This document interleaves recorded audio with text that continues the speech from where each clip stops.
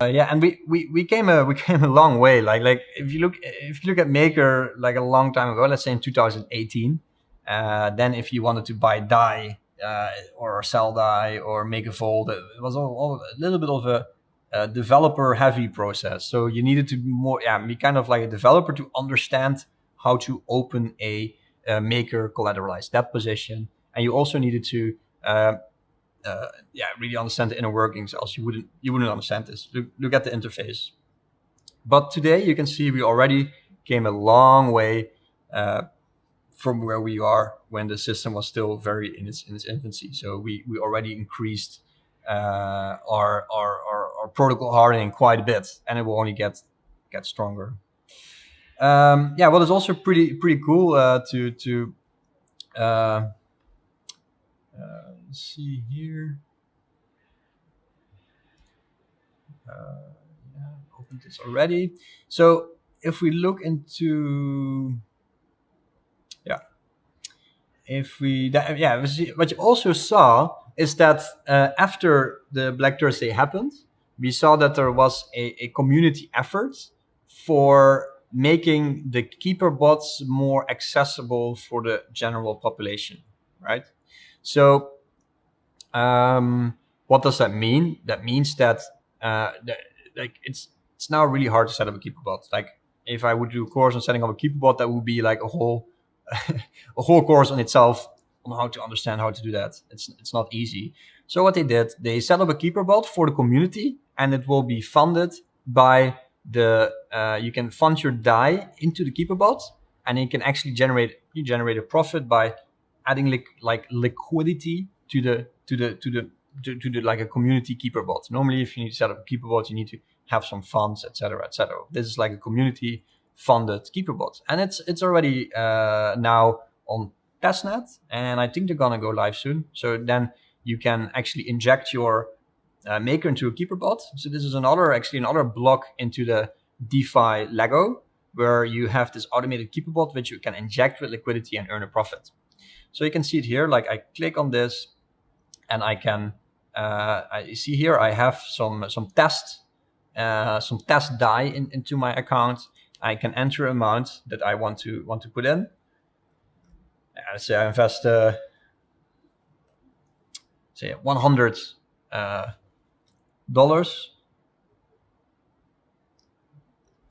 Yeah, say like here I have $100. And I already invested in this. I was already testing this protocol. So right now my pool share is 12.88%. So that's what I own as the pool. And if I increase that, my pool share will be bigger. Then every time a liquidation happens, the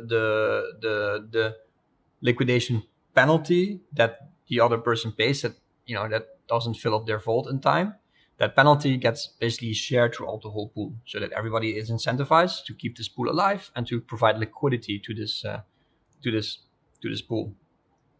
And we can see that here. So this is still all in construction, but more to come. When this is released, you can provide DAI liquidity and actually earn an interest with your DAI. It will be very interesting to see what the interest is. Maybe it's like 10%, maybe it's 5%, maybe it's 20%. So it's interesting developments. Also, as part of the improvement of the Maker DAO protocol, more collateral types will be added. And also in the link below, you can see a link to the keeper keeper pool. So you can see like the statistics of what collateral types will be added to make the system more robust and more stronger. Right. So this was a short.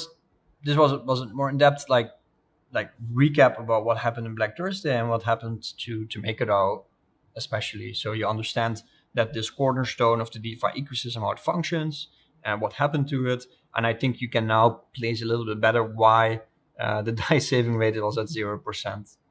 This happened after the DeFi 101 course. And obviously we got a lot of questions from the community why the DAI saving rate now is at 0%. It's basically because MakerDAO and the DeFi ecosystem is in recovery mode. Now things are getting back to normal. liquidity is increasing. We're almost back to the 1 million. We're almost back to the $1 million mark. If I now refresh this page, you can see there's already another $200,000 added to the pool. So that's very good and healthy to see. So what doesn't kill you makes you stronger. And after doing a lot of research in this ecosystem, I would say that DeFi is an anti-fragile system. And what does anti-fragility mean? Well, to really get a good understanding, I would recommend reading these interesting books from Nassim Taleb that is talking in depth about what anti-fragility means and what randomness means in general. Anti-fragility is beyond resilience or robustness. The resilience and resistance shocks, the resilience to resisted shocks, and it stays the same. So when something is really solid and when it gets attacked, it just stays the same. When something is fragile, it breaks. But something that's anti-fragile gets actually stronger the more disorder or the more stress it will occur. And it's that's actually very I think a good analogy for the DeFi system. So bring it on. We will only get stronger over time. You only also see that in Nature. I linked to an interesting article in Nature from some time ago, where you see also in Nature systems tend to also as humans, we organize ourselves to plan certain things. We get certain downfalls, we absorb it, we recover, and we adapt. And the cycle repeats over and over again. And we need to be sure to be anti-fragile. So when we adapt, we need to be stronger. And that's also happening in nature. Like, for example, our defense systems. Now let's look at COVID-19. The more we get hit by these kind of pandemics, you will see that our bodies actually will get stronger and stronger and stronger over time. Yeah, so if we look into the traditional financial system, like talking about this anti-fragile system, what can we learn, and what do we need to watch out for looking at the traditional financial system and the decentralized financial system? Our current traditional financial system is also hovered around a couple of key players. Look here at Goldman Sachs is in the middle of this illustration. And this also, when you look into the data, you can see that it's kind of true. Like Goldman Sachs is one of these middle parts into this whole ecosystem. You saw that also with Lehman Brothers in 2008. When Lehman Brothers failed, we had this huge financial collapse. And the same thing is actually with the financial system. If Goldman Sachs fails, we will see this huge economic collapse. And Goldman Sachs is not the most friendly actor in our current financial system. And I think in DeFi, we really need to watch out. We, of course, build compatible products with one another. We build layers of Lego that we can stack on top of each other and that are interconnected to each other. In my way, I would like also, even though I'm a big fan of Maker DAO, but I would also like to see another money market emerging. So we get more and more building blocks, and we see this value spread out more and more to the ecosystem and more interconnected. But if one of these players fails for whatever reason, that we can still, like, the system still keeps moving forward. You can see that and if we look at nature, you can see that nature works like that. So our financial system should also function more and more like that. All right, so the solutions to the underlying problems. So let's take a deeper look. Like, we just took a deeper look at what happens, but how can we solve this moving forward, right? So we need better clearinghouses. We need prime brokers in our system that basically make sure that when liquidity comes in, that it's spread out evenly to all the different exchanges. So we shouldn't have like 20 or 100 different exchanges that are not really talking to each other, because then you get really weird pricing. It's really hard to then find what is the price for something. If you have 20 different places that determine the price of something, then it's really hard to keep them aligned, right?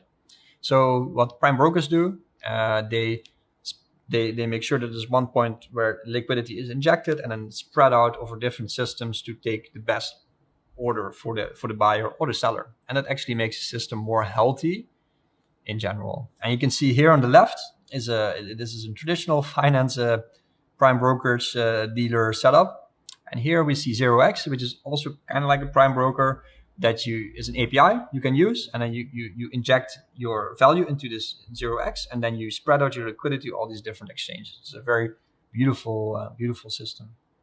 RFQs for large liquidation, so that's request for quotations. So basically means that you like OTC desk, so we need more efficient OTC desk.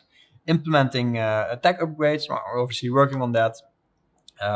Potentially side chains or optimistic roll-ups, and these are all like cool implementations that we have right now in the crypto markets to make the market more stronger and more healthy. All right, so now let's work together and spread our knowledge about the decentralized financial ecosystem. At this point, now you know already a lot about decentralized finance, so it's important to keep on scouting and keep building the system all together, right? We did in our DeFi 101 course, we did this. I made myself this ecosystem overview in Excel, and we filled it up, and it's also in the link below. We made it a little bit bigger, but it's not really efficient because I don't have the time all the time to maintain that, right? So there's actually a crypto primitive called TCR. This means a token curated register that actually keeps it incentivizes people to make this list bigger. So if you have a cool DeFi project that you think is really adding value to the system, you can stake a little bit of your own money, you add it to this list, and then you contribute to the DeFi ecosystem. And the more people that do that, and if you let's say you're the first person that contributes knowledge and value to this list, and more people follow after you, actually make money by being the first person to stake a value into this list. It's a really interesting crypto primitive to understand. I want to challenge you to contribute to the Everest TCR, and together make this TCR a well-functioning DeFi TCR with a lot of different DeFi projects. If you can, now we're looking into their website, you can see that this TCR has different projects. It's not only about DeFi, but also about other projects in the crypto space. So yeah, participate. Let's use these crypto primitives, and let's learn together and inject our knowledge and pile our knowledge together so we get stronger as a whole. If you want to know more about token created register TCRs, I wrote a article about this popular crypto economic primitive, and you find these links in the description below. All right, so let's discuss in the forum. Good luck with your assignment and discussion. And if there's any questions, please talk to me on the forum or any of the other points that you know where to reach me. Thank you very much, guys, and good luck with the TCR.